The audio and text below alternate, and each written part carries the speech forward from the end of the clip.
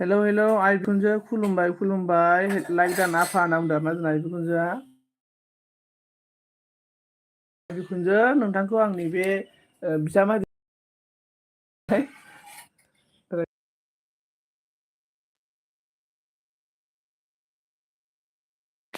आइ बिखुनजो सिखारना सिखाराखै ओमफ्राय मा खालामदों खोन्थाहरदो दे आइ बिखुनजो खुलुमबाय खुलुमबाय आइ बिखुनजो आथियाव खुलुमबाय दे आङो आथियावसो खुलुमखादों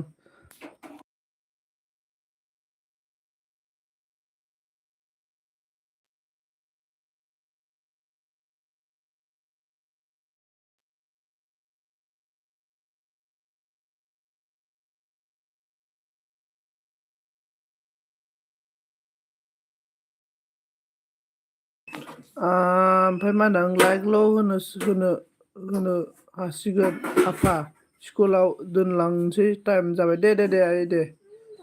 दे दे आइ दे टिउसन दं नामा टिउसन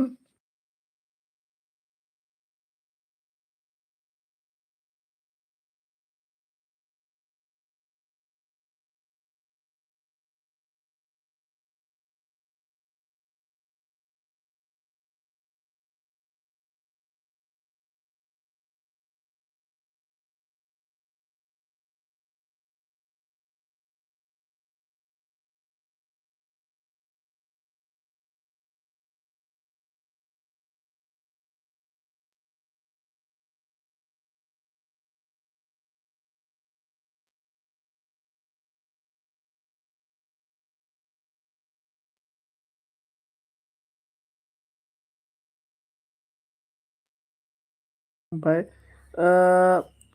स्कुल मा होनना बुंदों 7:55 क्लास जायो ए 7:55 दे अके अके अके अके अके अके अके अके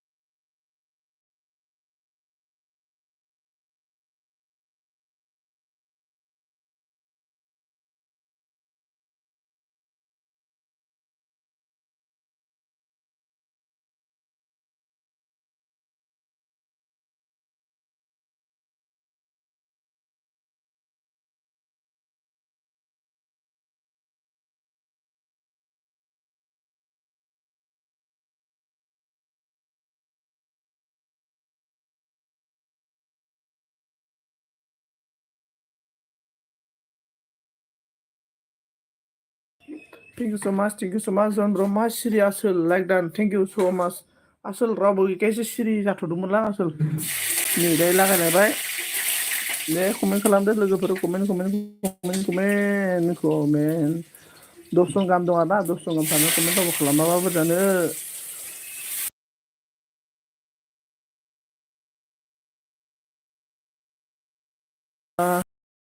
आबा गुड मर्निं दान ए नाव बा थांबायदां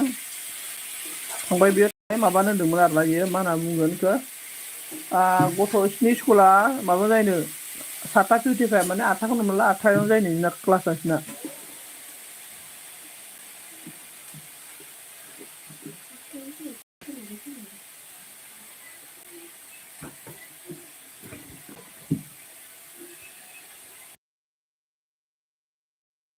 र' आइडिजों फैनि आं अके अके आइडिजों फै देना अके कमेन्ट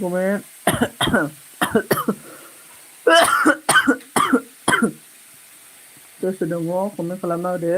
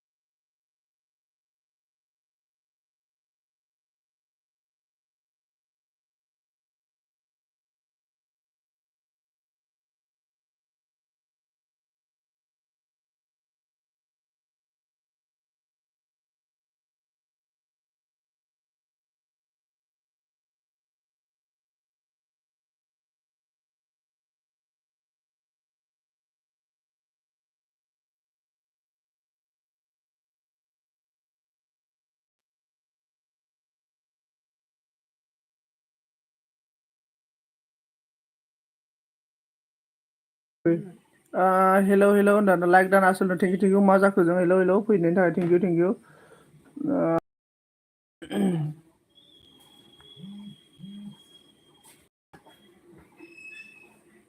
स' माच मा खामानि दं होनना बुंदोंमोनलाय जोंना जन ब्र' मा जाखो नामा लाइक खाट्रालै नोंना हले जन ब्र' आइडिफोरा जन ब्र' माथो आंनालाय माथो माबायालाय मा होनना बुंगोन भिडिअ आगारबाबो भिउसानो खाराब्रा 100 जन गाहाम नायो खेला ओरैनो नायोल' कमेन्टबो हरा माबा मानसिफोरा कमेन्ट हरो ओमफ्राय भिडिअ फुल नाया खोमालै ने आं भिडिअ आगारदोंमोनलै जन ब्र' दासो मोनसे सोर नायरा फुल नायनानै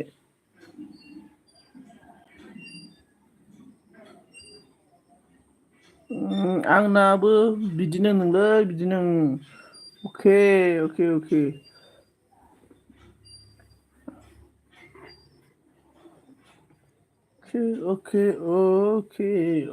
बाबा रे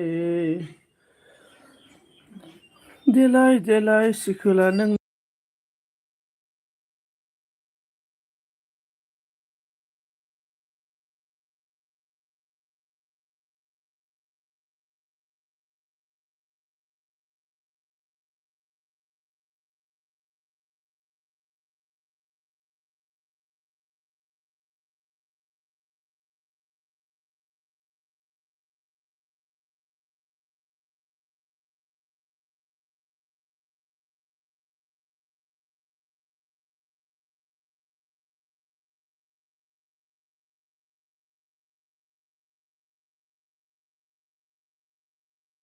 जन ब्र' मा जाखो बाद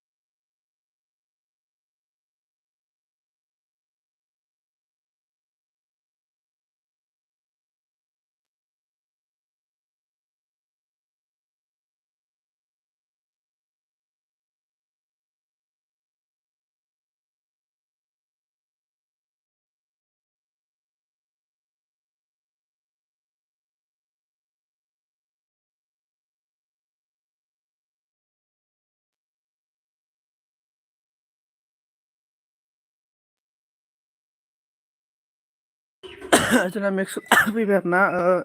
गुड मर्निं अनामिका मा सिरि माने आं बाथरुमाव दंमोनलै ब्र टयलेटाव ओंखायनोसो सिरि जादोंमोन मा सानदोंमोनथाय बावबायलै मा सानबोदोंमोन आङो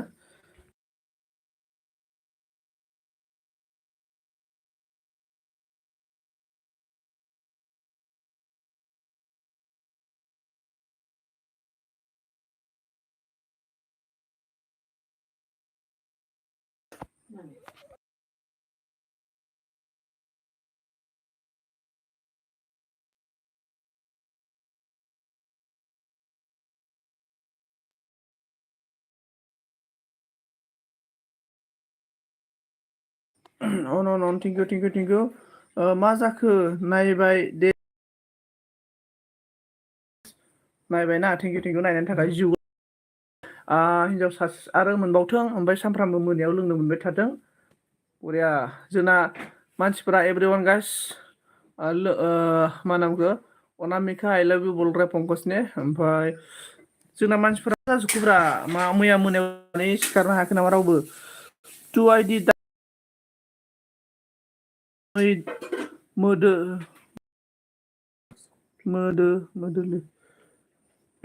आंबो हरगोन एख नङा जन ब्र आंबो नोंनो हरफिनगोन दै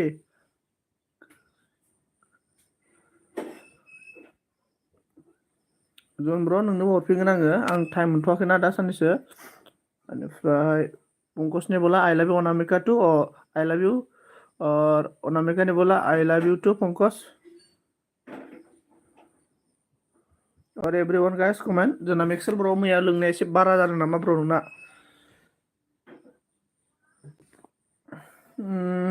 अनामिका मेरी जान है बोल रहा है अनामिका को पंकज ने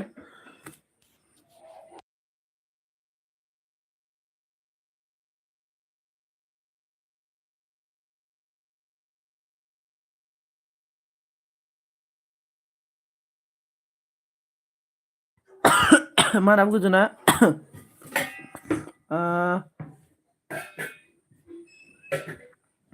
टु आइडि हरनो हागोन माखासेखौ उनाव हरसिगोन खामानि थांनोसै थाथ'दो अके थेंक इउ स' माच थेंक इउ जन ब्र थेंक इउ आं मोननो हरगोन र' आं मोननो हरगोन लासैनो हरगोन आंबो ओमफ्राय जोंना अनामिका ने अन कमेन्ट बोल दिया है इसके बाद अनामिका बाजैया रायदावा सोरखौबासो आइ लाभ इउ बुंलायदों होनना बुंबाय आरोना मानो रायदावखो बेबा इसके बाद अनामिका आई लव यू बोल रहा है पंकज ने और अनामिका ने बोला मेक्सेल आगे सना नाम दोंने मेक्सेल रायदावबाय दा रायदावबाय मेक्सेल रायदावबाय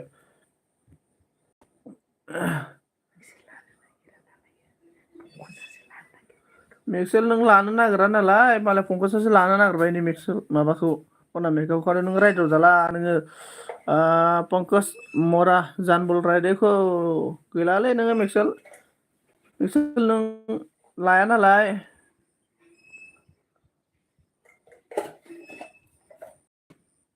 मेक्सेला लायाबा लाबा जायो इसके बाद अनामिका मरा जानो होनना बुंदों दासो नों र' अनामिका सोरखौथो आइ लाभ इउ बुंखो हारसा बांगालफोरखौ मेक्सेल नों लायाबा दाना मेक्सेल नों मिथिया होमबा मोजां मोनलायलायनायाव माबायाव मा हारसा बांगाल पंकजा मैसो हारिनि ना आरो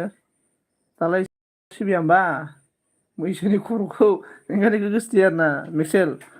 मैसो हारिनि जानांगौलै मेक्सेल ब्र गांगानो रोङै अब्लासो मोनो मेक्सेल नोङा गैला नोङो सामफ्रामबो लोङैनो जाला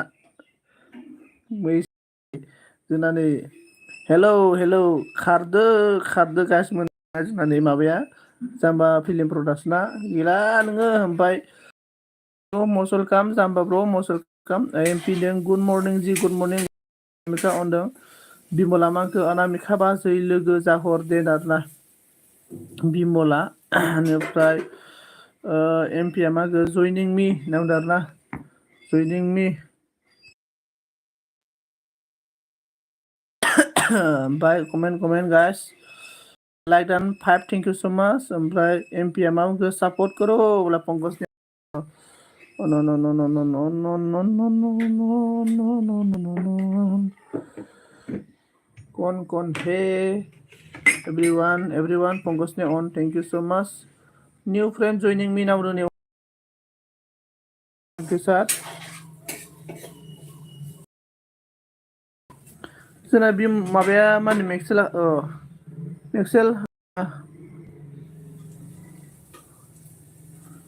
माखो गैला सनजित बाहागो गैला नोंहाबो आंहाबो गैलालै मेक्सेल ब्र बेखौनो होनबाय दा आं नै गुबुन आरो सानसिन बिमल बर' न सापर्ट करो नाम दिनै बिमल बर' सापर्ट मांग्रा आपसे गुड मर्निं जोंना माबा फैदों इसा फैदों गुड मर्निं इसा रामसियारी गुड मर्निं एमपी बोला बिमल बर' नो साब करो प्लीज बोल रहा है साब करने के लिए बोल रहा है नायना होलाय गोदान हगार लोगोफोरदों अके जन र' नायगोन र' बिमला माखो कमेन्ट जइनिं मी हम खाना बना रहे हो बोला बिमल ने खाना बना रहा है बिमल को मैं आपको ब्लू दे दिया है इसका पंकज ने बोला अनामिका ओमफ्राय जोंना जन ब्र'आ थाथ' बाय बाय थेंक इउ सो माच जन ब्र' थेंक इउ सापर्ट खालामफैनायनि थाखाय रोजा रोजा साबायखर आरो दा मोनायाव मैयानिफ्राय बांसिन मोजां मोनलोंथों नायै बेदरै आराम लोंनो हाथों आं आशीर्बाद होबाय आरो ना बेनिफ्राय पंकज ने अनामिका मराजान बोल रहा है बिमल ब्रो नो सपोर्ट करो प्लीज बोल रहा है 1 नंबर सपोर्ट करने के लिए बोल रहा है मेक्सेला मा नाम जाना मेक्सेल ब्र मैया लोंनाया बारा जादों नामा होनना सोंदों नोंखौ ओमफ्राय जोंना राधे होनदों पंकजा राधे सापर्ट करो नाम दोंने कमेन्ट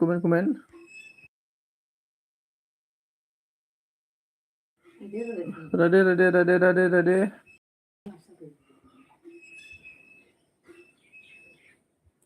इसके बाद पंकज ने राधे बोला एमपी ने बोला ज्वाइनिंग मी और अनामिका ने बोला पंकज हाई बोल रहे देखो पंकज आपको अनामिका ने ओमफ्राय एमपी ने बोला बिमल ब्रो सपोर्ट बोल रहा है बिमल ब्रो सपोर्ट बोल रहा है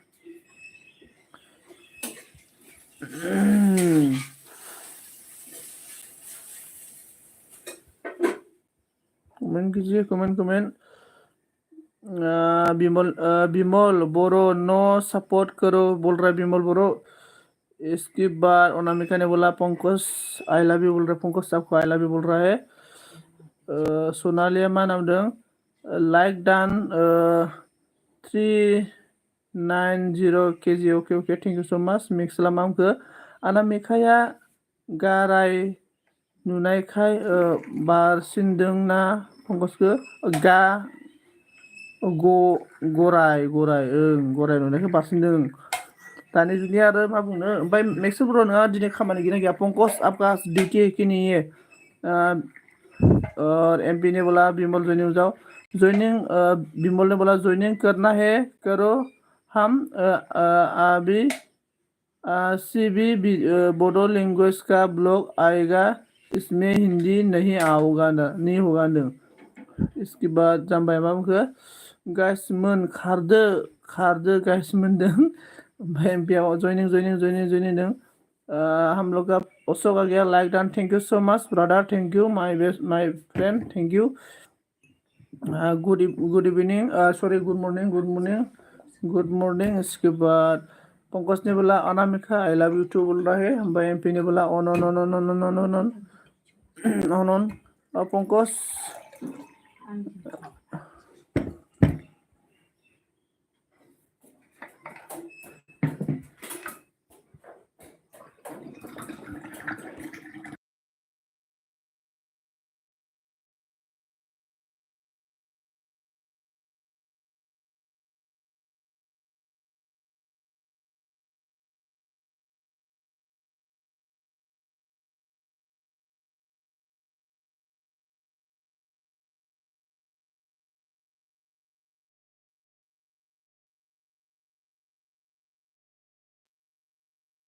ओमफ्राय अनामिका आखौ दे सन्जिब ब्र जाम्बा ब्र नों सिम मोनलोंथाराखैना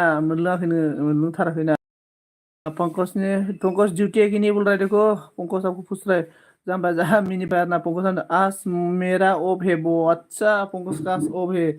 प्यारा plus plus okay okay plus. बेनिफ्राय पंकज ने बोला हर हर महादेव ओके हर हर महादेव हर हर महादेव।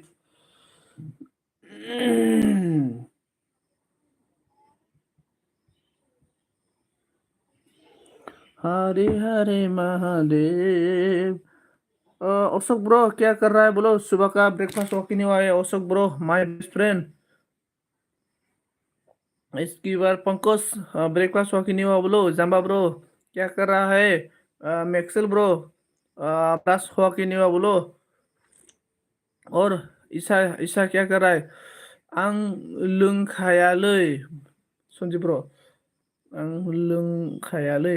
हाब लोङा जागोन जानो ब्र'। आयु बाला 80 दंमोन दानो एसां खारबाय। आंना मबाइला माबा नेट बेटारि जोरलालै मा बाल जाखो खेला। बेटारि बुबाय नामा खेला अन्ता। मबाइला जालालै आंना मिथिबाय ना मा जाखोथाय।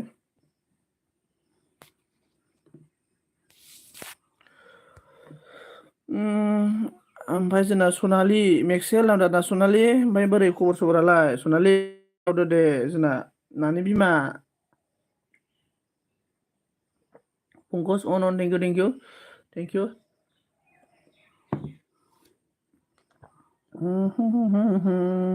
दे कमेन्ट कीजिए। सनालि नानि लोगो जानो गोसो बा जाहर गोसो गैयाबा बाद होनांबायलै नै। अनामिकानि वाला पंकज वो क्या बना रहा है चिकन वो क्या बना रहा है। ओ किसको बना रहे पंकज। अनामिका बोल रहा है। कमेंट एवरीवन एवरीवन कौन कौन है।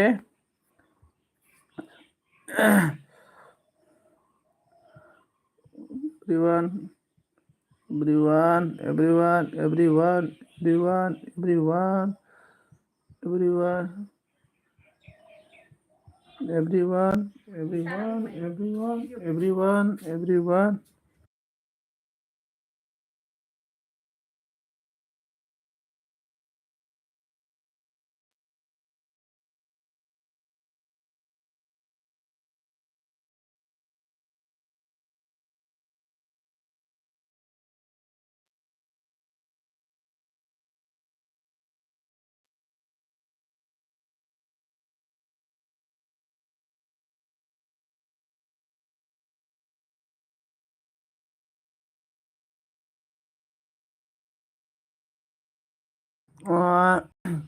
पंकज कुछ तो बोल रहा है। इसके बाद हेलो मैक्सेल खारबाय नामा दिनै जोंना मैक्सेल अन होनना बुंबाय। क्या बोलो नामिका बोल रहा है बोलो बोलो बोलो कुछ बोल दो। गुलु गुलु कर दो गुलु गुलु पंकज।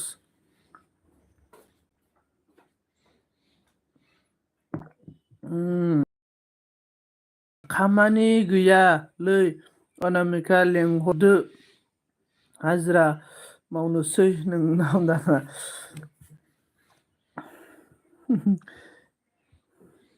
कमेन्ट कमेन्ट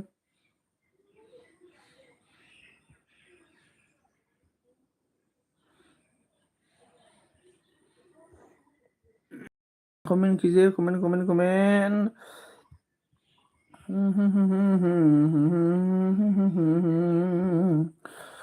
ला ला ला ला ला ला ला ला ला ला नेट थाफ्ला नाब्रा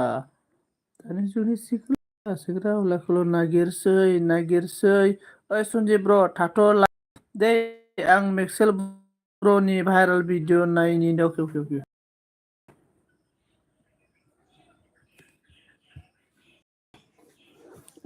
भाई बाप ने आ गया क्या बोला भाई बाप ने। गुड मॉर्निंग साइली का बोला भाई बाप साइली मेरे से ब्रेकअप हो गया। साइली से मेरे ब्रेकअप हो गया कल हुआ कल कल नाइट में। इसके बाद पंकज कुछ तो बोलो कमेंट दं। मैक्सेल नों नानि मिनिबाय नै जोंना अनामिकाया ओमफ्राय कमेन्ट खालामदो दे सोर सोर दङ।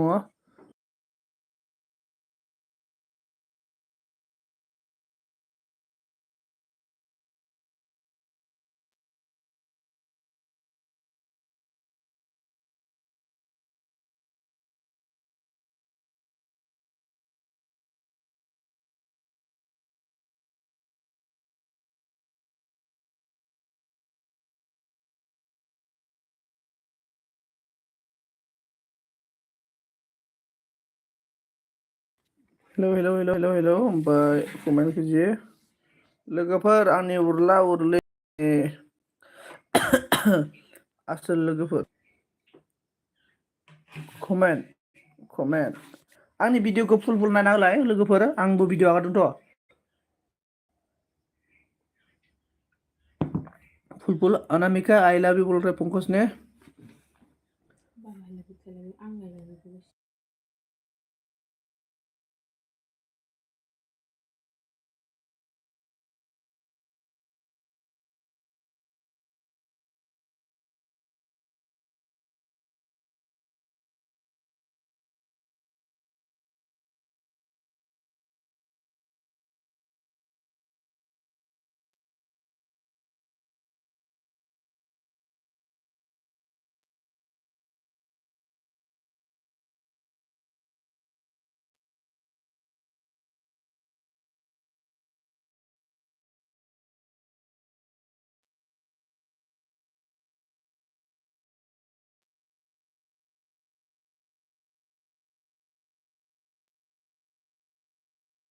कमेन्ट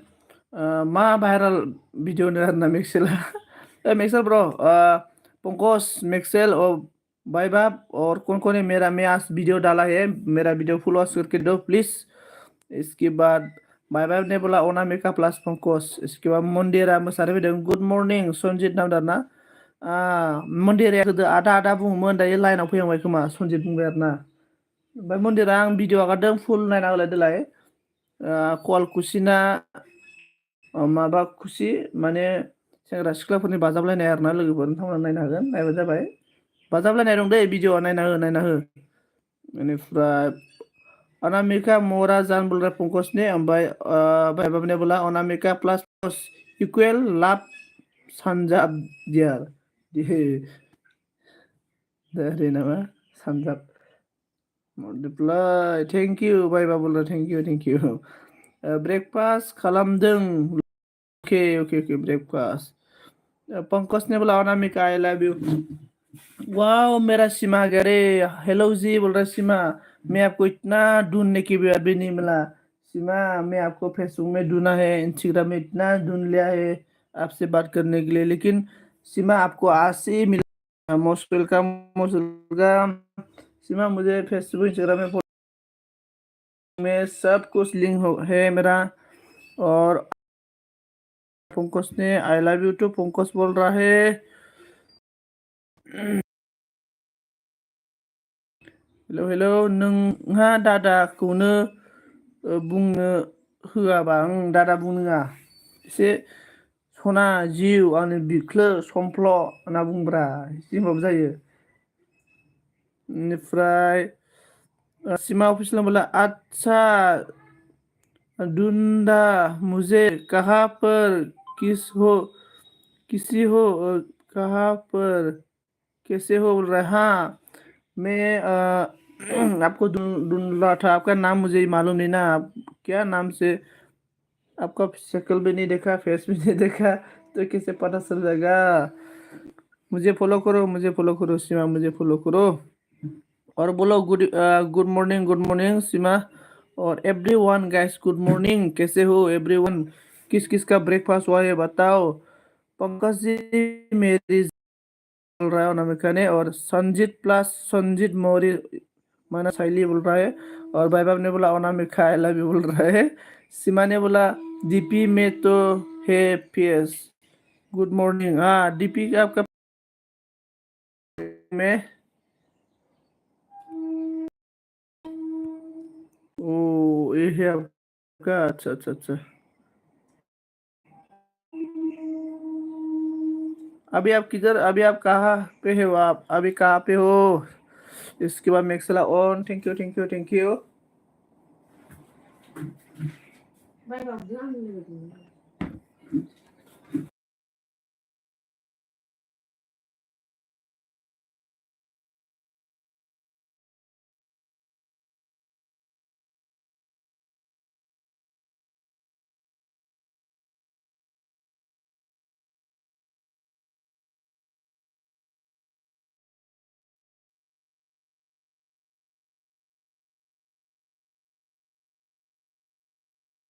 बेनिफ्राय जोंना अनामिका मेरी जान बोल रहा है भाई सीमा ऑफिशियल ने बोला मैं भी मुंबई में हो मुंबई मैं अभी मुंबई में अच्छा मैं अभी मुंबई में हूँ अच्छा अनामिका तेरी से बहुत प्यार हो गया मुझे ना उdah पंकज ने और मिक्सला मांगो मन्दिरा खर' सादों ना फै सनादाना नेक्सल ब्र मैया लोंनाया बारा जादोंना आंनाव खर' सादों मन्दिरा बहा खारखोब्रा कमेन्टबो खालामा फाग्लिया ओमफ्राय पंकज जी मैं आपकी बिना नहीं रह सकता बोल रहा है और उसके बाद सीमा ने बोला ब्रेकफास्ट हो गया अच्छा अच्छा अच्छा और आपका ड्यूटी टाइम कितना से कितना बजे तक सीमा और भाई बाप ने बोला नो अनामिका को मैं भी पसंद करता है क्यों क्यों वो तुझे प्यार नहीं करता आप और पंकज पंकज आप दोनों डब्ल्यू डब्ल्यू खेलो और कौन जीतेगा वो मिलेगा अनामिका को एवरीवन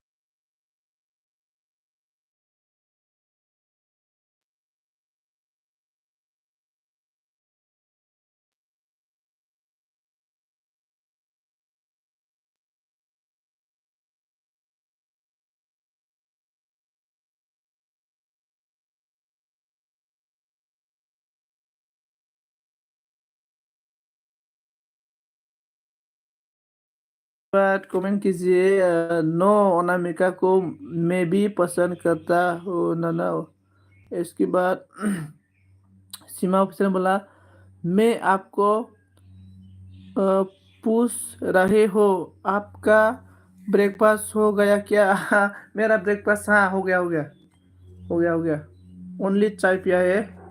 पानी पिया एक गिलास और चाय पिया है और इतना ही मेरा ब्रेकफास्ट इसके बाद सीमा और सब पंकज ने बोला प्लस प्लस दे दिया थैंक यू सो मच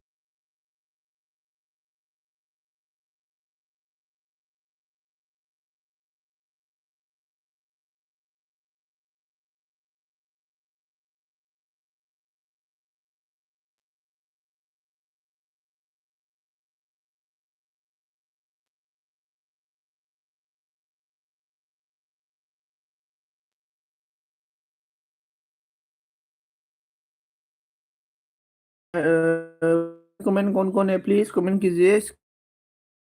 मेरा ड्यूटी टाइम 8:30 बजे से 3:30 बजे एम ओके अच्छा गुड गुड अच्छा अच्छा अच्छा नाया नाया आं मेक्सेल नोंनि सनालिखौ ना नायानोलै मेक्सेल जोंना मन्दिरे आं सोनागोन ना रानि खर'खौ अनामिका मेरी भी अनामिका मैं भी नहीं आ सकता तेरे बिना नहीं रहा सकता आई लव यू अनामिका ना भाई बाप साबधान दो भाई बाप आपको साबधान किया है अनामिका ने अनामिका को बेक कर दो इसके बाद मेक्सलेमा को बहा लिंहरदोंलै मन्दिरा खर' सादों दाना पंकज सना ओंखि नावनो नै औ सन्जय नावदा नै मन्दिरा आंसो दै रावबो नोजोर होखा नङाबा बारना जोगोन आङो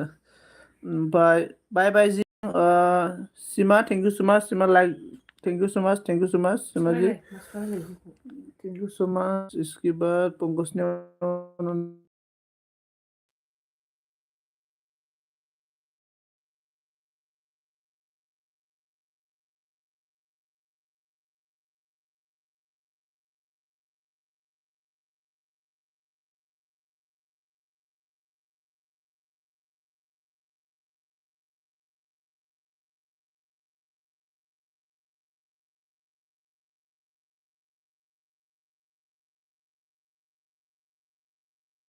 लिंहर नोंनि सनालि सनाखौ आं सनालिखौ लिंहर मेक्सेल ओइ मन्दिरे आंनिसो आंनि ससमा गिफ्ट होनायखौ नुदों माबायदि गाननानै थांना दङ कमेन्ट कमेन्ट कमेन्ट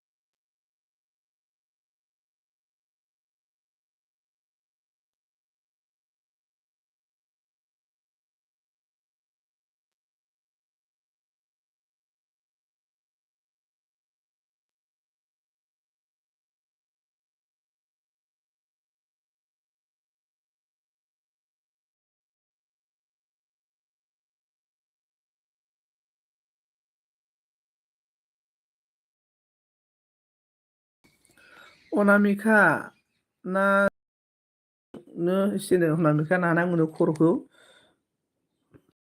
खर' नाफ्ला होननानै खायदाबोरै बाहायनाय नङाब्रा नोंसो ब्र नोङो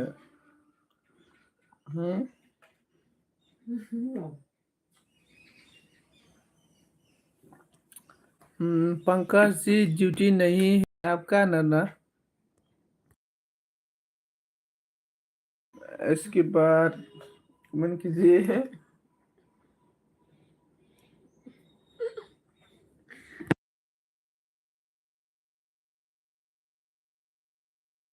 कमेंट ओमफ्राय पंकज जी ड्यूटी नहीं है आपका र' दे सनजित आं मबाइल चार्ज होना लाग्रोनि दे मबाइल चार्ज होना लाग्रानै मालायनो गुरला बेरायसिनो आरो नोङो खावब्लिदनो दे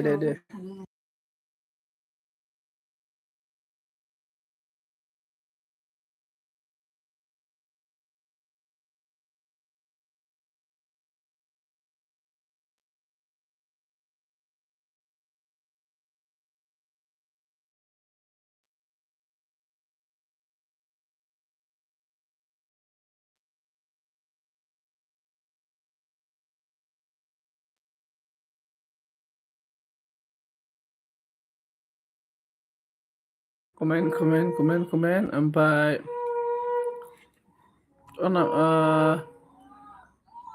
अखा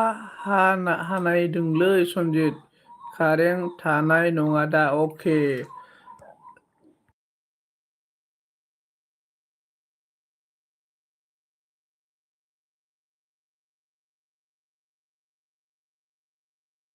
सोर दंब्रा कमेन्ट खालामा दिनै गैलालै मोनला दिनै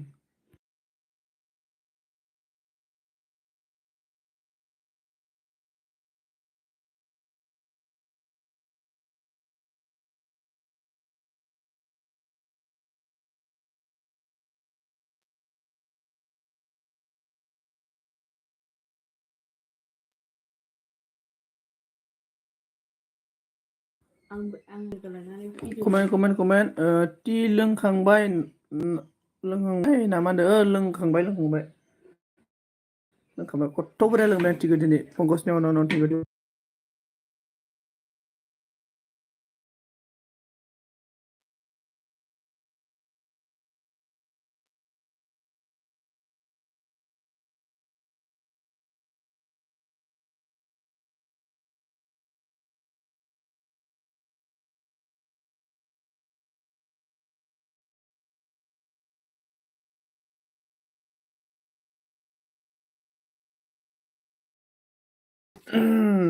पंकज क्या बोला आज मेरा ड्यूटी नहीं है मा मेथाइजों लोंखो आं मेथाइ जायालै मेथाइ जानो हाया आं हाथाइ खोयो मेथाइ जाबाथाय आं माने गथ' गोरलैफोरनि मेथाइखौ जानो हाया आरोना आं जाबाथाय माबा बुन्दिया माबा माबिफोरखौनो जायो आरोना आं बिस्कुट जानो हाया आरोना ओमफ्राय आज पंकज ने बोला आज मैं पूरा दिन आपने अनामिका के साथ रहूंगा बोल रहा है ओके पंकज जी नाम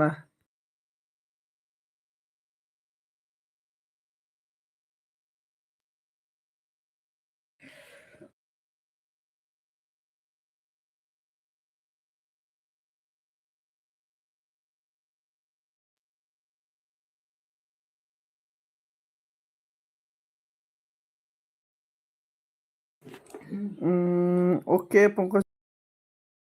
अनामिका आज मेरे पास रहे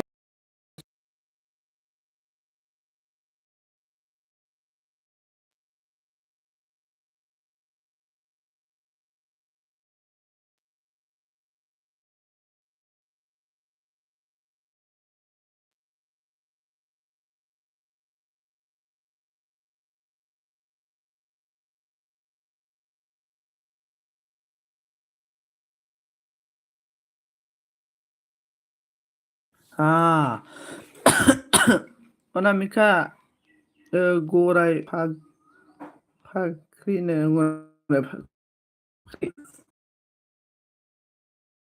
अनामिका गराय नङालै मैसोसो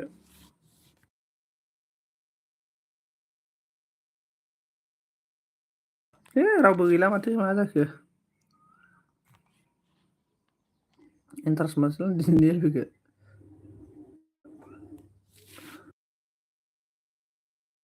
आज आज हाँ पंकज जी मैं आप साथ रहेगा ना ओके ने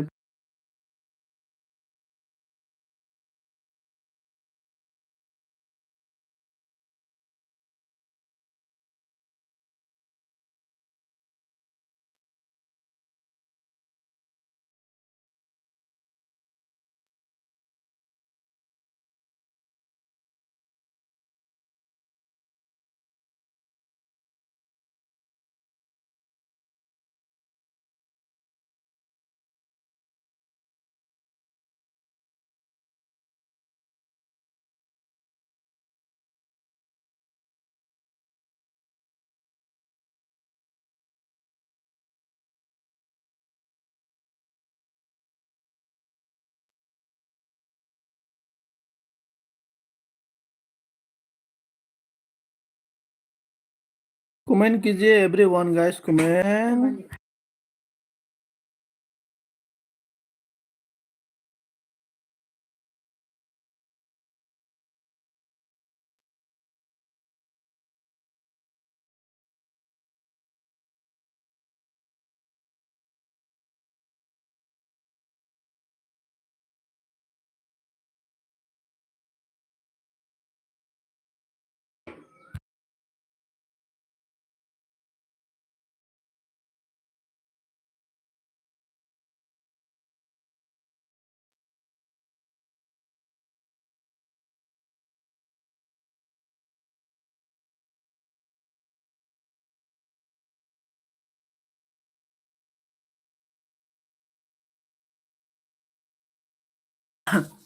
संजीत भाई नित्या किधर है? नित्या मर गया रे नित्या। नित्या ना मतलब हस्बैंड के साथ अभी क्या बोलेगा इसको स्वागत करने के लिए गया होगा शायद स्वागत। अनामिका आई लव यू बोल रहा है। ओ पंकज जी बोलो अनामिका को स्वागत करने के लिए किधर लेके जाएगा?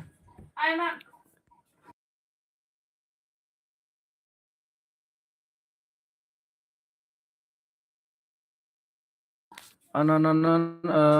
मोरा थम्सा बोल रहा है। अनामिका मोरा सोना बोल रहा है। थम्सा मोरा स्वागत का प्लानिंग किधर है बोलो किधर लेके जाएगा स्वागत? स्वागत किधर लेके जाएगा?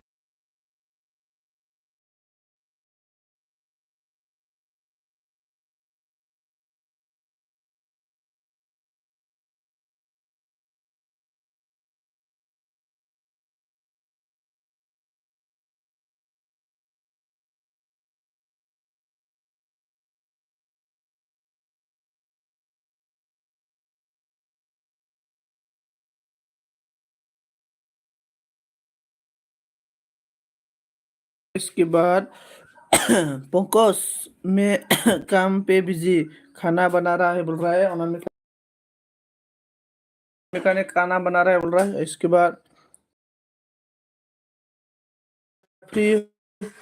होकर मेरे से बात करना है। इसके बाद थम्स अप एंड मुझे शैली हाँ थम्स अप शैली से स्वागत किधर लेके जाएगा बोलो? कोचा होटल पे लेके जाएगा शैली को स्वागत में। आज मैं पूरा दिन अनामिका के साथ रहूंगा ठीक है ना बेटा जी खाना बना लो बोल रहा है।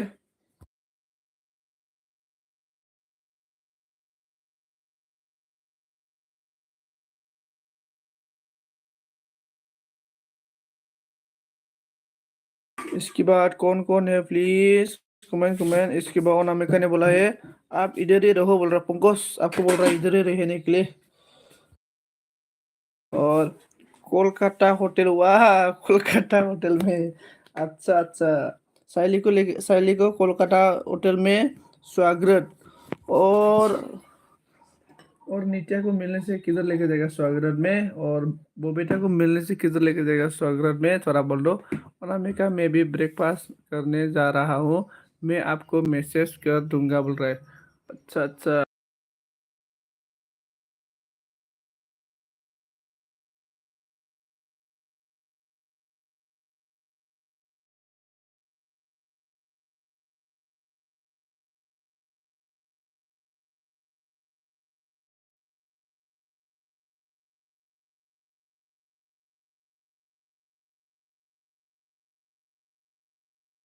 उसके बाद मैं आपको मैसेज कर दूंगा बोल रहा है। यस, स्वागत में क्या करते हैं? स्वागत में ना मतलब WW होता है। क्या बोलेगा इसको? ऐसा WW होता है इसको। क्या बोलेगा थम्स अप ब्रो? WW। हाय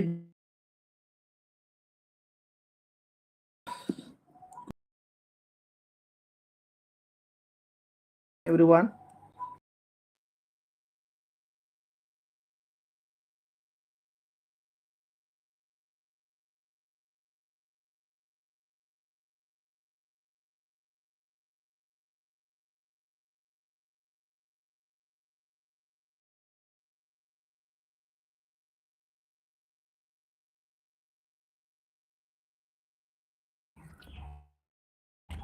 अ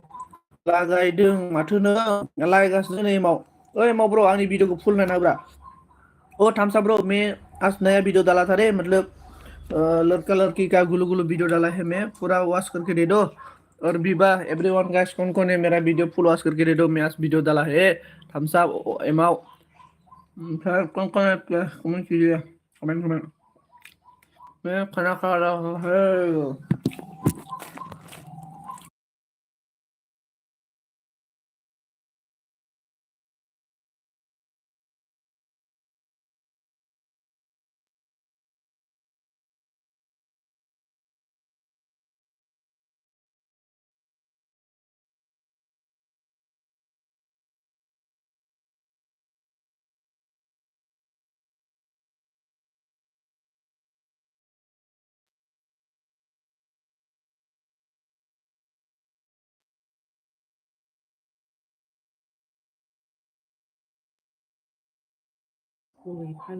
इसके बाद ओके ना थम्स अप बोलो।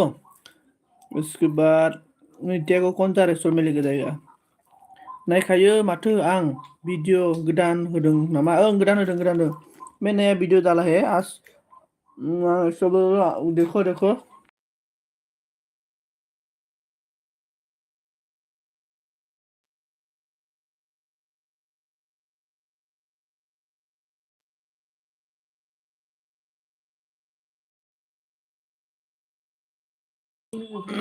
किस बार बोला है गुड मॉर्निंग एवरीवन? हाँ दिबा, good morning everyone. Smita Mosahary फैदों, गुड मॉर्निं दा, good morning good morning. Good morning everyone, good morning. आंनाबो एडिटिं खालामनांगौ दंमोन दा, खालामनाला दा।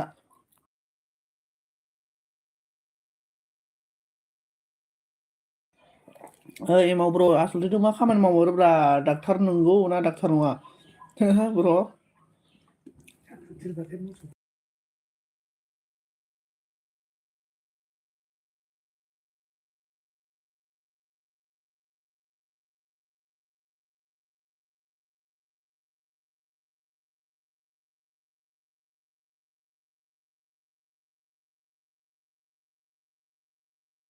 ब्र'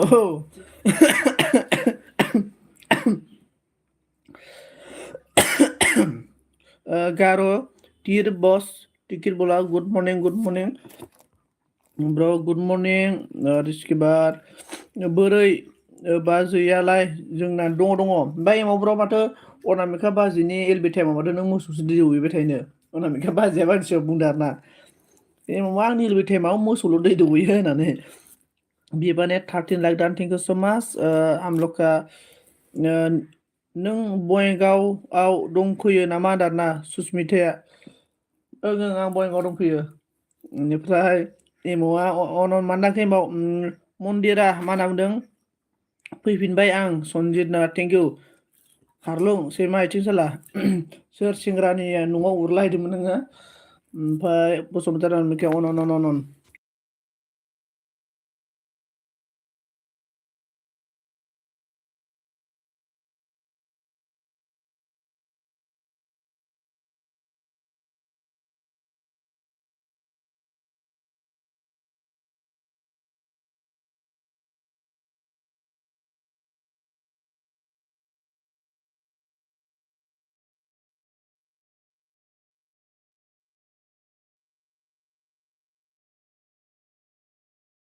कमेंट कीजिए। आधा अभी वीडियो अपलोड किया प्लीज बीस दिन। हाँ हाँ गारो ब्रो मे बी अभी वीडियो डाला है जरा वीडियो भी देखो। एमाव नाम्बार हर फोथायाब्ला नङा ब्र फोथायब्रा एमाव ब्र माने ओइ अनामिकासो बुंदों सिगाङाव एमावा माबा आंनि खामानि मावनाय समाव माबा मोसौल' दोस्लायबाय थायो होननानै ओमफ्राय नाम्बार नांगौ आंनि गैला ओमफ्राय उरलायाखै न'आवनो दं उरलायाखै आरोना ओमफ्राय गार'आ मा होनदों टिर लाइक दान थेंक इउ सो माच गेप्सन लाइक दान होफैदों थेंक इउ बिबाने बोला एवरीवन सपोर्ट मी देखो एवरीवन गाइस विवा के साथ फिर जाओ कौन फ्रेंड नहीं है मंदिरा सोना गुड मॉर्निंग ना गेप्सना अनामिका बाजै गुड मॉर्निंग बाजै सोना होनदों गेप्सना एवरीवन माथो खालामनो बिसोरखौबो एडआव खालामबा जाया अब्लाबो अन थानानै आं सुना नामदों ना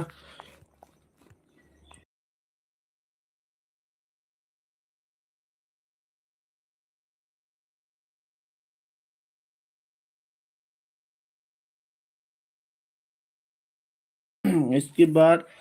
मॉर्निंग टू गेप्सन नावदो नै ओमफ्राय जोंना बिबा तूने मुझे रिटर्न नहीं दिया बोल रहा विवा ऑन थैंक यू विवा को मैं ब्लू दे दिया है और एवरीवन गाइस मंदिरा जल्दी आई लव यू बुंनावदो नै ओमफ्राय जोंना मा बुंखो नोंनि नाम्बारखौ खुसिंग्रासो जाबाय हागै मावदों ना नोंनि नाम्बार खुसिंग्रा जाबाय माब्र ओमफ्राय है हामा गेप्सन हामा हामा हामा हामा हामा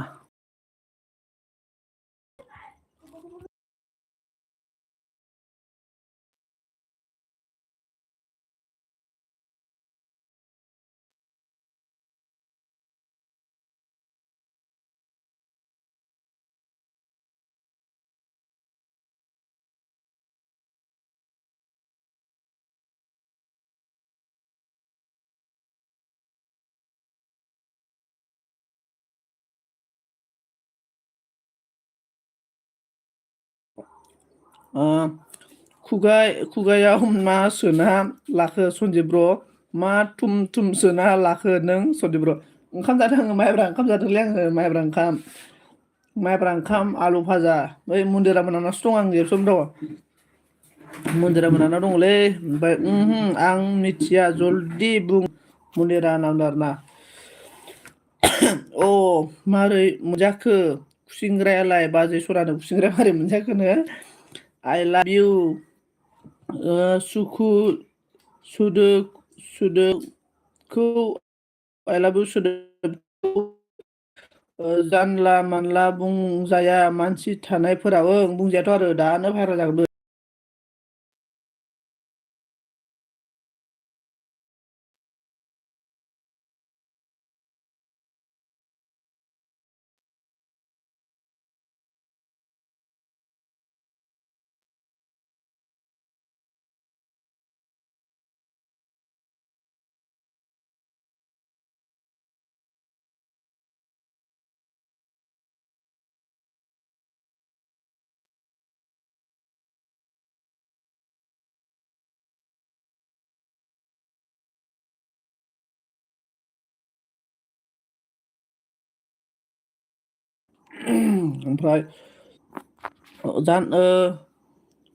ओमफ्राय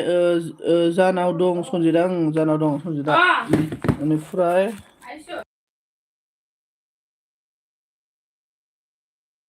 मा होनना बुङो सन्जिब ब्र मन्दिराजों सुगात मानिबाय नामा स्वागत मानिबाय नामा सन्जिब ब्र स्वागतथ' बारा एसेबां मोजां मानियाखै आं माने मन्दिरानि इउरिन टेस्ट नायनो फैदोंमोन आरोना गेप्सन ब्र माबोरै इउरिन टेस्टफोरा माबोरै हाल खालामो गोसो नायनो फैदोंमोन आरो आङो अके गेप्सन सिसि मा होनना नों ओइ आं मिथिया मा दि सना बाजै मैया लोंनाया बारा नामजानो हायो एमाव बर' हिनजावजों जोख्ला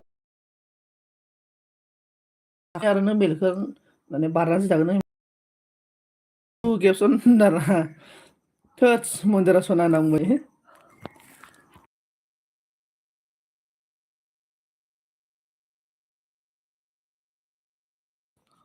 खाट्रा माथो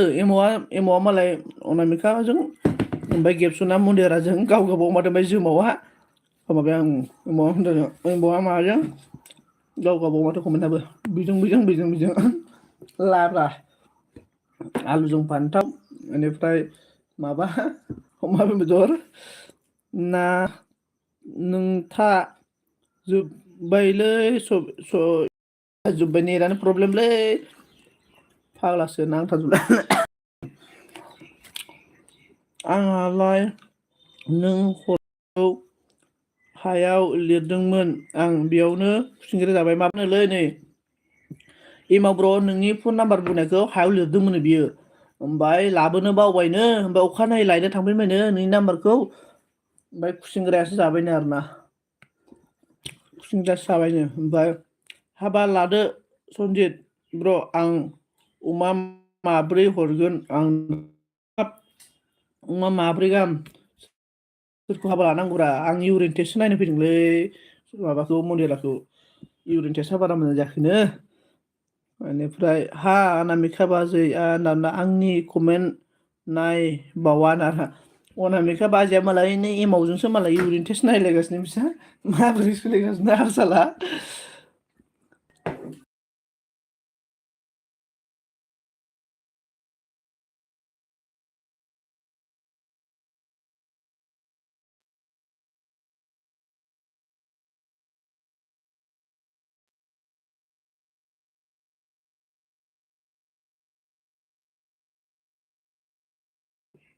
कमेन्ट मन्दिराखौ सनजित आं इउरिन टेस्टल'सो नायोलै ब्र इउरिन टेस्ट आं डाक्टारसोना बोरै लानो इउरिन टेस्ट नायनायालाय गेबसन ब्र आं इउरिन टेस्ट नायखाबाय मन्दिरा एसे माने मोजाङानो नों लादो मन्दिराखौ गेबसन दा दे करो विवा ने आपको बोल रहा है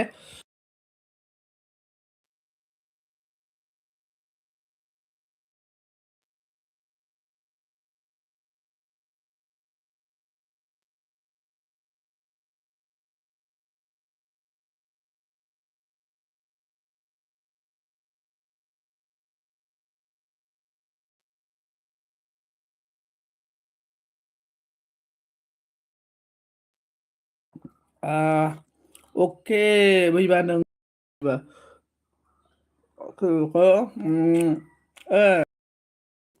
सैखाया नालाय नों बाजै ओंखायनो आंनि नाम्बारखौ अखायावसो लिरदों अखानायावसो लिरदों होनदों गेबसन आगै सना आंहा एमावखौ लानोसैनो गेबसन गैलालै गेबसन मन्दिरा बहा खारखो नों खारलुंदों मन्दिराया माबालै आं दै लायनो थिनदोंमोन मन्दिराखौ दै नांखादों आङो लायनो थांदों खोमा ओइ गेबसनफ्रा मन्दिरामोनाव दंफैयोलै फाग्ला मन्दिरामोना जोंहाजों एसे माबा जायो आरोना खुरबा जायो आं बिसिनाव दंफैयो आरोना ओंखाम जादों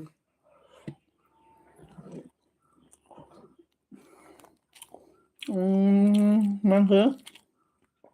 दे नों बाजै आंखौ गुड मर्निंबो दा बुं गुड मर्निं जा जायला अफिसियेल गुड मर्निं दारना अके गुड मर्निं जायला सापर्ट खालाम दे लाक साक मारिजोबना हो उग्राखौ लाजोबबो हो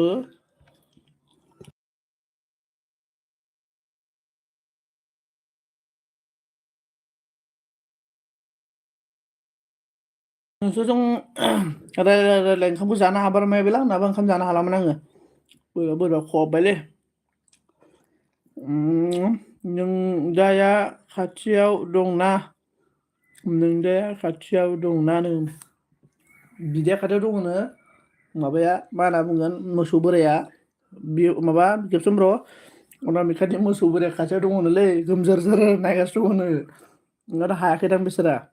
बिबानि हास्राय बिबा हास्राय इसके बाद आकाय मनिकाया बोला बाजै नों मानो एफा साइज गोसोथो गारनोसो गोसो जाबाय माथो आं नोंखौनो हिनजावजों होख्लायजागोन नोङो आं दहायनो मर्निं बुंदोंनानो आं गिया बाजैनो आरोना मर्निं बुंदोंमोनलै नोंखौ खेबसनफ्राव दहायनो विवाह हेलो मसल काम विवाह बोलो कुछ तो बोलो विवाह खाना पीना हुआ कि नहीं हुआ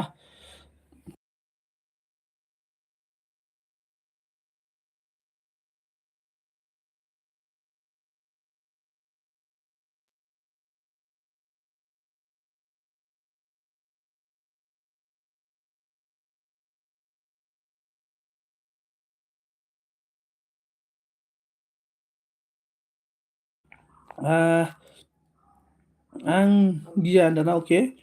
खाराखै र' नों खाराखै जोंना मन्दिरा दङ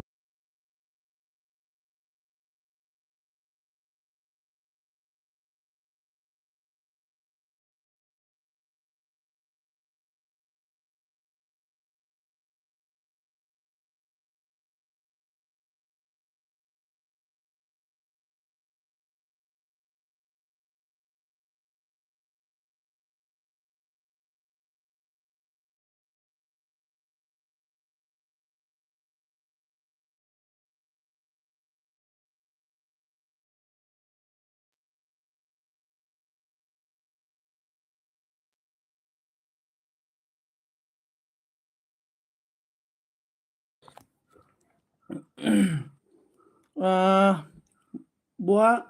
नों नुवाखै आरोना टि लोंबाय दंलै आं दारना टि लोंदों आं रावखौबो नाङालै रावखौबो नाङा नै गेबसन नों बासिलाय नोंदाखौ सोर साबसिन जागोन होनना बुंदों आरोना बासिनांगौनो नै गेबसन बिदा बासिनांगौ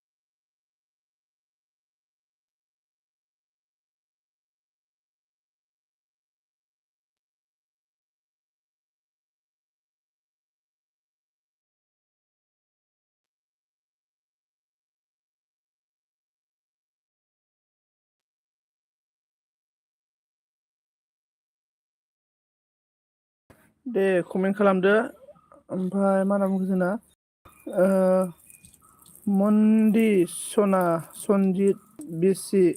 दे मन्दिरा सनजितजों हाबा लाखादो आं अमा माब्रै हरगोन मन्दिरानो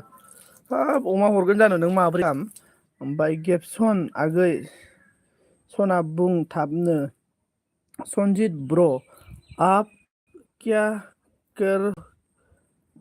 करता हो बोल रहा है अब विवाह ब्रो मैं तो कुछ भी नहीं करता रे आजकल मतलब मैं थोड़ा मतलब जैसे गांव में मतलब काम करता है वो मिस्त्री ना मिस्त्री का ही काम कर रहा है मैं वर्तमान मतलब अभी फिलहाल मिस्त्री का काम कर रहा है और आगे क्या करेगा मालूम नहीं आगे क्या होता है देखेगा और विवाह आप बोलो आप अभी आपका पढ़ाई कैसे चल रहा है पढ़ाई नहीं कर रहे हैं जरा बताओ इसके बाद इसके बाद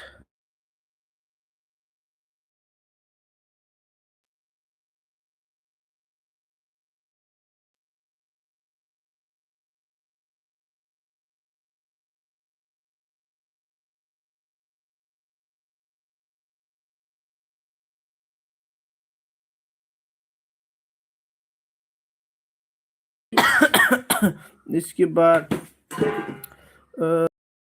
बाजै बे लावथि गोराया साबसिन जागोन बाजै दाना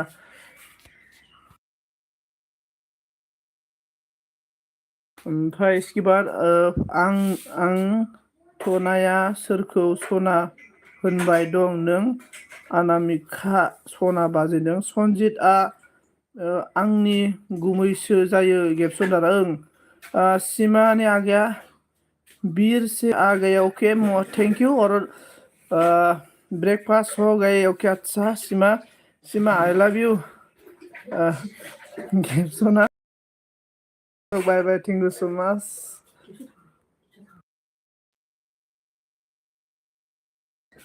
इसके बाद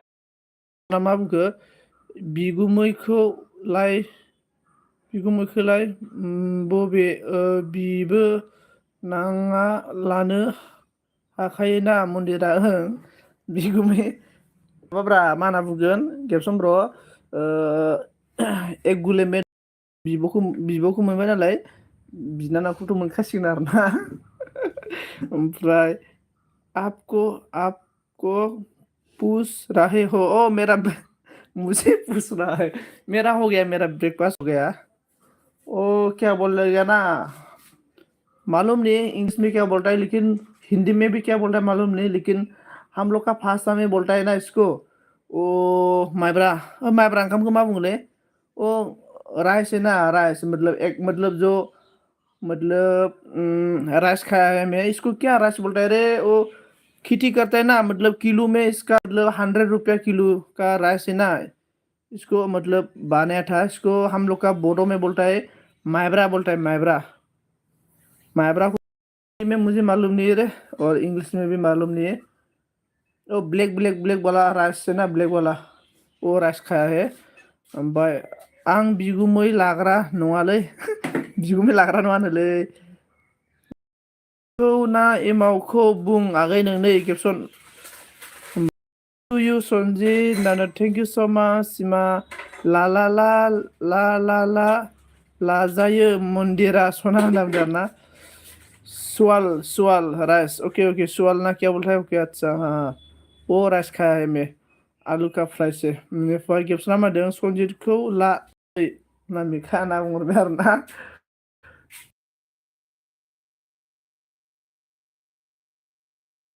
मा ब्र ओमफ्राय एमावआ दुखु मोनगोन माथो ओमफ्राय मा होनदों नै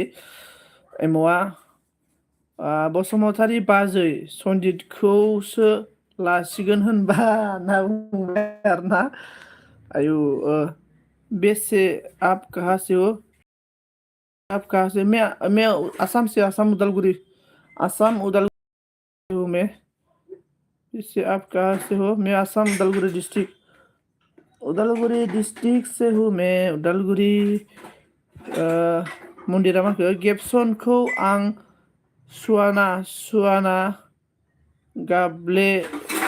सावना गाफ्ले फैसिगोन दे सयथिबो ना सावनानै गाफ्लेहैसिगोन आरो ने नङा बेखौ सावनानै बाथोन बानाय बाथोन आलु बाथोन आलू बटर बनाए भिवाने बोला संजीव ब्रो मैं छोटा सा जॉब करती हूँ अच्छा छोटा सा बड़ा जॉब नहीं कर रहा है कौन सा जॉब करता है प्लीज मुझे बताओ इसके बाद बताओ मुझे भी फ्रेंड समझ के का फ्रेंड बात करना चाहिए सीमा ने बोला ओ मैं भी आसाम से हूँ आपका आसाम नहीं आता ओ ओ मैं भी आसाम से हूँ आपको आसामीज नहीं आता मुझे ना आसामीज आता है लेकिन आसामीज बात करते करते मेरा हिंदी आता है इसलिए मैं पहले बेंगलोर में काम किया था ना मतलब मैं बेंगलोर में पिज्ज़ा हाउस पिज्ज़ा है ना पिज्ज़ा मतलब ओलियो पिज्ज़ा में मैं बेंगलोर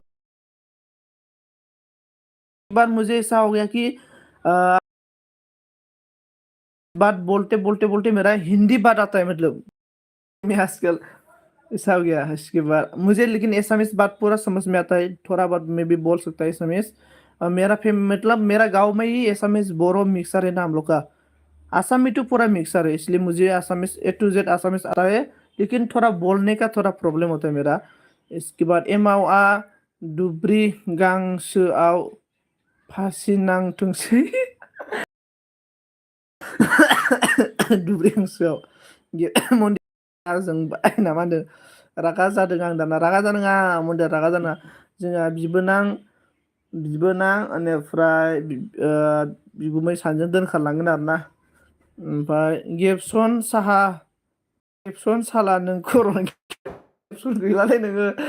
माबाजों ओजों ओ आदसा हे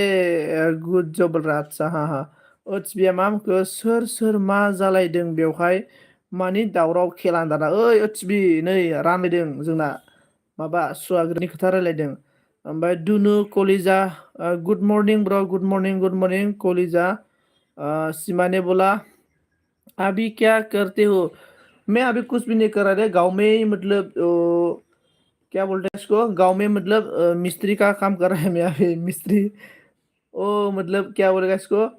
घर घर में मतलब प्लाईबोर्ड लगाता है ना, सीलिंग सीलिंग लोग, और सीलिंग का काम कर रहा है। और इसके बाद जो अंगनवाड़ी में मतलब रेशन वगैरह आता है ना, वो अंगनवाड़ी का रेशन वगैरह को मतलब इसका गांव में मतलब कुछ जो उल्टा पल्टा काम कर रहा है गाँव में, मतलब फिक्स काम नहीं है, मतलब ऐसा ही काम करके रहा है। अभी मेरा पढ़ाई लिखाई भी अच्छा से नहीं हुआ ना, क्या बोलेगा, अच्छा भी लड़की नहीं मिला, गर्लफ्रेंड, अच्छा जॉब करने वाला गर्लफ्रेंड मिलने से तो अच्छा था। अभी ऐसा किस्मत में नहीं है, और क्या करेगा। फैमिली भी अच्छा फैमिली नहीं है हम लोग का, गरीबी फैमिली का जिंदगी से गुजर बिलोंग करता है ना हम। और good job, thank you thank you. Good morning Anamika कलेजाने। इसके बाद मन्दिरा दं अन गेबसना दं सरि मन्दिरा प्लिज नांदों। बेनिफ्राय एमा मा होनदों बाजै ओरै बहा खारखो नोंलाय नांदों आरोना, बहा खारखोथाय। बिनो बे समाव फिसाजोनि माबा माबि बानायनायसो जायोलै, फिसाजोनि खामानि मावो, फिसाजोनि टिफिन बानायनाय मा बानायनाय रुटि नानाय बिदिसो खालामदों खोमा माथि। आं सफैफिनबाय आफा होनदाना, ओं ओं आइ आइ नोंखौ बरायना लाग्रो जाबाय। ओमफ्राय दख'ना एसे बोखो आइ, आथिंखौ एसे देखाय, आथिङाव खुलुमना आङो। ओमफ्राय बिबानि बोला रेलवे में आदसा गुड जब गुड जब गुड जब बिबा। बिबा ना बिबा आप भी आसाम से हो? बिबा बोलो। मुंडेरा ने कोई बुत कोई बात नहीं गेबसन दारना, कोई बात नहीं बोल रहा है। एमाव ब्रो गैला नों होननानै मिनिबाय। ओमफ्राय सिमाने बोला उल्टा पल्टा नहीं, अच्छा है, अच्छा ही है, गर्लफ्रेंड मा दोनों, गर्लफ्रेंड मत दोनों, पहले अच्छा से कुछ कर लो, तब लड़की आपके पास आएगी। हाँ मतलब ट्राई कर रहा है सीमा, और नहीं हो रहा है ना, मतलब हम लोग का जिंदगी ऐसा जिंदगी है, हम लोग कुछ करने के लिए सोचता है और दूसरा होता है ना। और हाउस वाइफ थर्ड्स आथिं खुलुमनाङा होमबा, आथिं खुलुमो ना आङो। दान थेंक इउ सो माच एस बी लाइक देने के लिए। गेबसना मा होनदों एमाव ब्र थालिर गायजादो नों दाना। एमाव ब्र थालिर गायजानांसिगोन दिनै। एनाउन्सबा मा होनखो, आं भिडिअ आपलड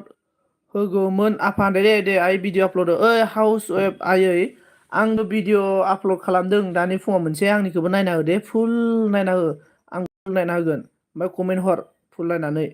बेनिफ्राय एम एस हाय hi hello' must welcome everyone, होमबा मस्ट वेलकाम बड'।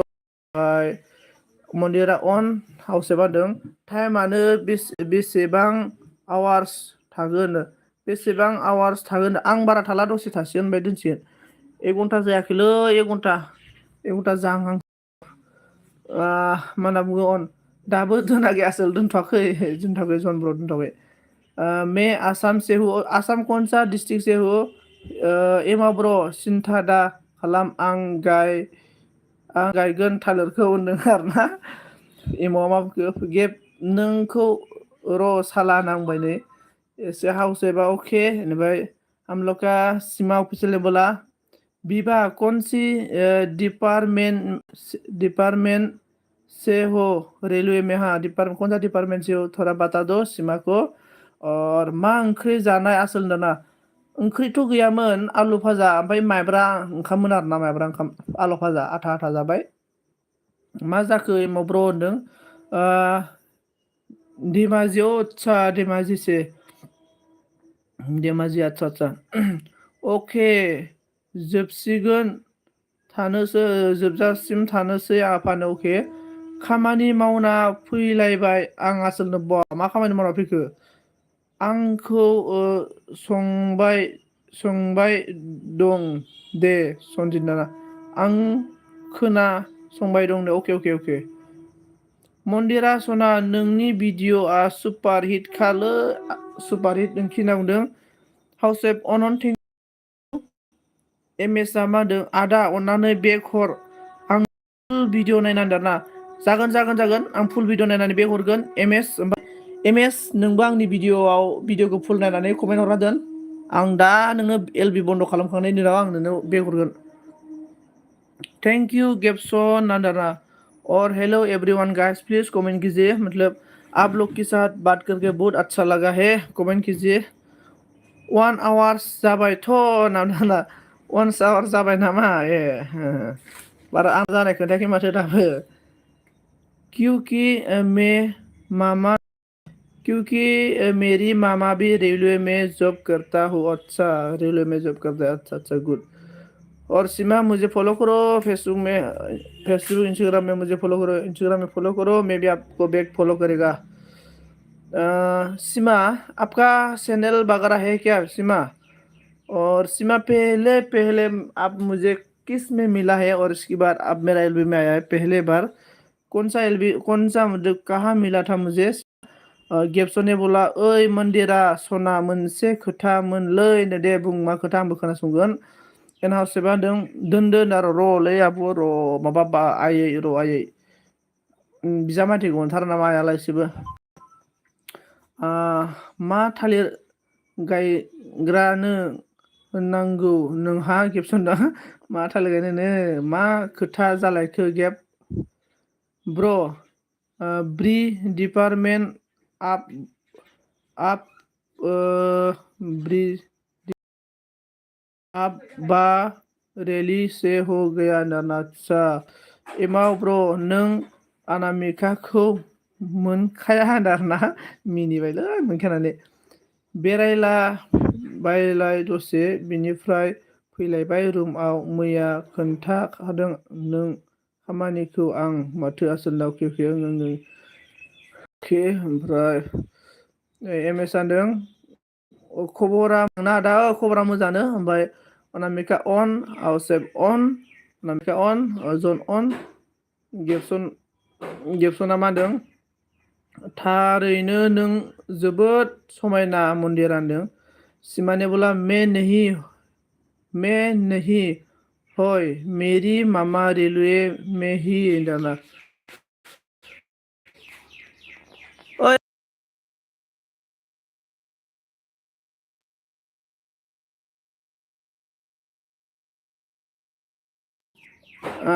इसके बाद कौन है प्लीज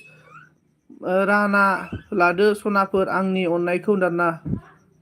मानो मोना खावनानै लायगोन गेप्सन अनामिकाखौ खेलानो मैं तो यार हॉस्टल जॉब करते हो आपका तो गुड जॉब आपका गुड जॉब मैं भी ऐसा जॉब करने वाला गर्लफ्रेंड मिलने से बहुत अच्छा था रे मन्दिरा मा बुंखो नङा आं समायना बुरि मोखांसो नांबाय आं दिनै LB होआ गाइस मानो गेप्सन मानो थोट्स मन्दिरा नांगौ आरोना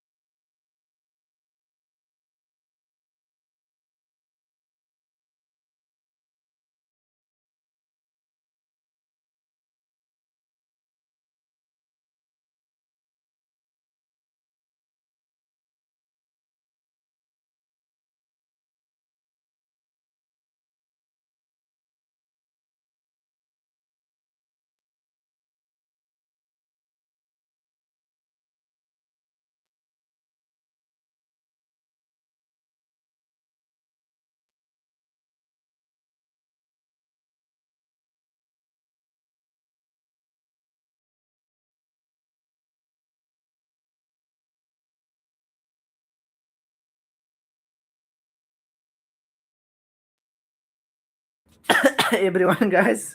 ओमफ्रायथ' दे होमब्ला थाथ' आसोल LB खौ उनाव के मन्दिरा मिनिबायलै हाया नों एमाव ब्र' ना जाया आं जाया होननायसो माथो आइसक्रिम जानो बिनानाव जाया आं जाया होननायसो खिनाय जादों आं गाइस खिनाय जादों गेप्सना मा जालायखो होनदाना बिबा what is full from BRI इसके बाद फिगर ओमफ्राय मिनि दोंसो नों मन्दिरा खुख्रेब दाना खिथु खुख्रेब नामा मन्दिरालाय हा ओमफ्राय एबियानदों सुपार दाना मा हाया बेलाय हायाबा हौवाबो नंखाया आं गेबसनदों आरोना हौवाबो नङानो सीमा आपका मामा कौन सा डिपार्टमेंट में है बोल रहा है मन्दिरा हंस रहा है एमपी ने बोला जॉइनिंग मी गेबसन बोला उदै गाज्रि जादोंलै उदै गाज्रि जादोंना थालिर आथिया खिनाय जादोंबा थालिर आथिया जाहामगोन एन हाउस सेफने अन थेंक यू एमपी ने बोला जॉइनिं मी मन्दिरा ने बोला दिनै खामानि थाङा नामा गेबसनदों खामानि थाङा नामा गेबसन दिनै इसके बाद ओत्सबिया मा होनदों मन्दिरा हेलौ सना होनना बुंदों आरोना बेनिफ्राय गेबसना मा होनदों ओहो हाया नों एमाव ब्रना ओहो हाया नङा ओमफ्राय कौन है प्लीज कमेंट कीजिए एवरीवन गाइस मन्दिरा सपोर्ट करो प्लीज बोल रहे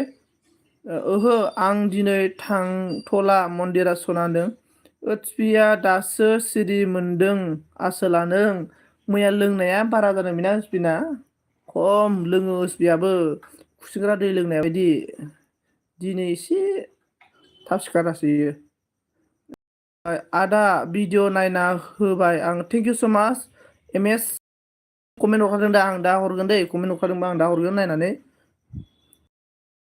कमेन्टखौनो मा बुंनो जाबाय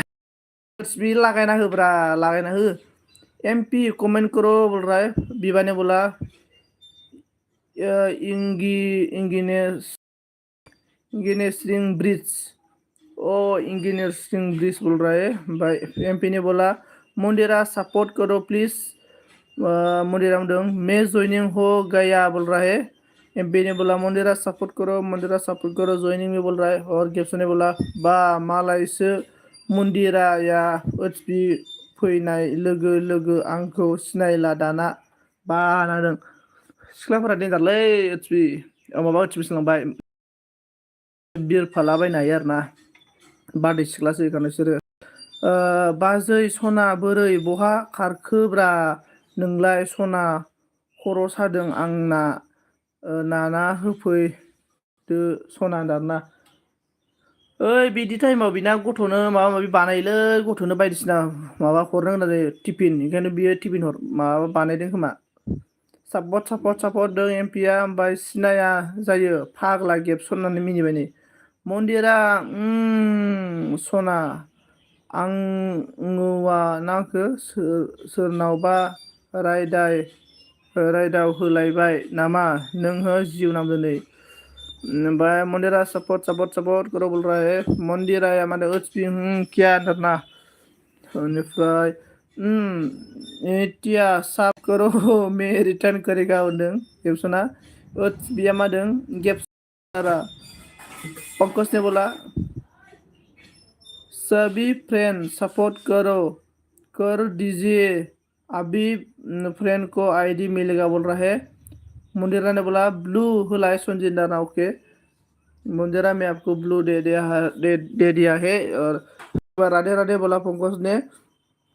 और इसके बाद ब्लू होबाय आङो मुंदिरा सना आं फिसिनांगोन नोंखौ मोनाब्ला दाना फासि नांगोन ओरै मुंदिरा नोंखौ मोनाबा फासि नांगोन गेबसन ब्र फासि नांनो माने नोङो माबा फासि नांबाबो जागोन आरोना मा होनना बुंगोन दुब्रि हाग्रा फासि नां दुब्रि हाग्रायाव मन्दिरा थेंक्स माइ जान नांदों गेबसना मा होनखो ओत्सबि ब्र गुड मर्निं दों गुड मर्निं और everyone guys good morning comment खालाम दे लोगोफोर सोर सोर दङ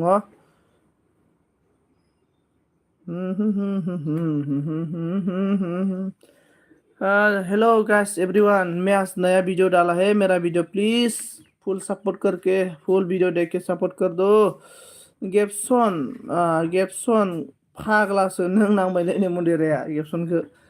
जोंना खोरोम रामसियारि ने हेलो मेरा हेलो हेलो खोरोम रामसियारि ब्रो मा करे खबर सबर लाइक नहीं किया तो लाइक कर दो और मेरा नया वीडियो में नया वीडियो को फुल वॉच करके दे दो आं दिनै वीडियो गोदान आपल'ड खालामदों लोगोफोर नायना होदो एसे अननानै फुल नायना हो आंबो फुल नायना होगोन ओके ओके बोला बीवाने और मुंडिरा ने इट्स बी ओके हार्दिया है और एन हाउस ने बोला ऑन पंकज ने बोला ऑल गाइस सपोर्ट मी इसके बाद गेप्सन ने बोला मुंडिरा आं देमालि खालामाखै दै मुंडिरा देमालि खालामाखै गेप्सना एमा अन थेंक इउ जागोन दों खोरोम रामसियारिया थेंक इउ स माच खोरोम रामसियारि आंबो नोंथाङा वीडियो आपल'ड खालामबा आंबो फुल सापर्ट खालामनानै नायना होगोन एक दूसरे के साथ हम लोग ऐसे ही मतलब एक दूसरे के साथ हेल्प करके आगे जाना पड़ेगा और भाई संजय बोला थैंक यू सो मच विवा एम एन आप इतना मुझे सपोर्ट किया इसलिए आपको दिल से thank you so much thank you so much मैं भी आपको बैक सपोर्ट करेगा विवा एमा ऑन थैंक यू खरम हमने like done thank you so much Kharam like देने के लिए पंकज ने बोला हेलो एन हाउसेफ जी बोल रहा है एन हाउसेफ आपको बुला रहा है पंकज ने और गुड मॉर्निंग राधे कृष्ण राधे राधे एन हाउस ने बोला पंकज हेलो पंकज नो थैंक यू एमओ ने बोला ऑन थैंक यू आप बोल रहा है एन हाउस ने आपको कैसे बोल रहा है पंकज बता दीजिए आप कैसे है इसके बाद एवरीवन गाइस प्लीज कौन कमेंट कीजिए और पंकज ने बोला मैं ठीक हूँ जी आप कैसे हो बोल रहा है गेप्सन ने बोला मंदिरा बहा खारखो नोंदों मंदिरा बहा खारखो न खोरमा बुंदों न्यू फ्रेंड जॉइनिंग करो जोको जो नया है प्लीज खोरम के साथ जॉइनिंग हो जाओ जो नया है खोरम के साथ हो जाओ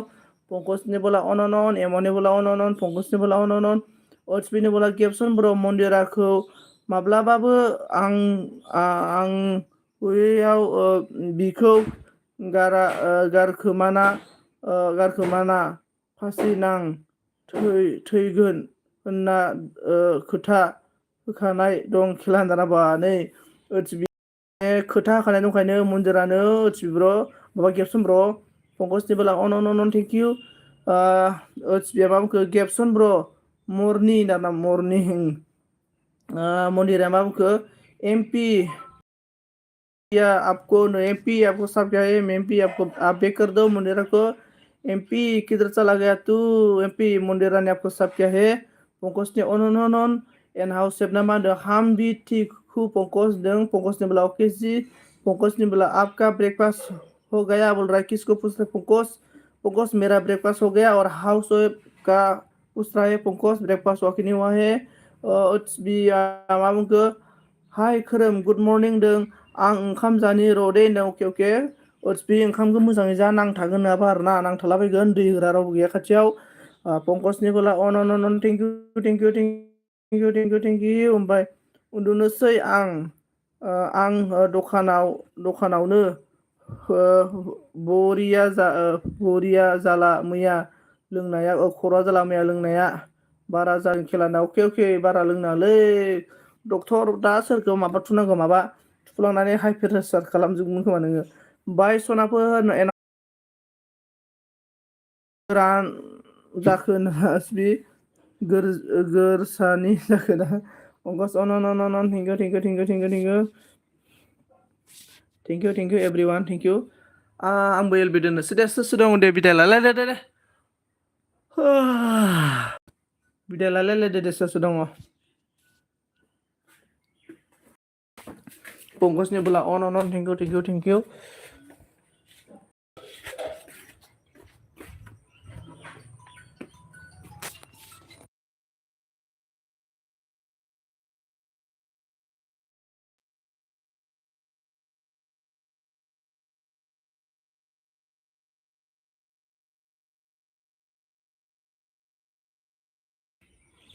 ओके बाय नाम आरोना ओके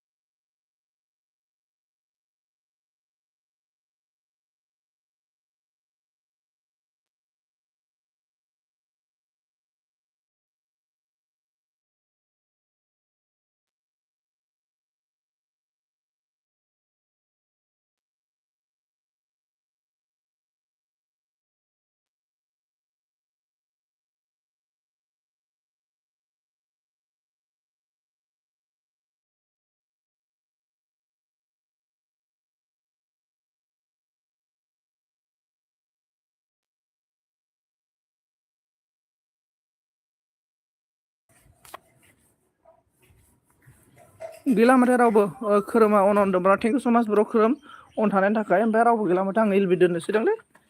रावबो गैया माथो दे खोरोम ब्र भिडिअफोरखौ नायना होलाबायदो ना मा बुङो लोगोफोर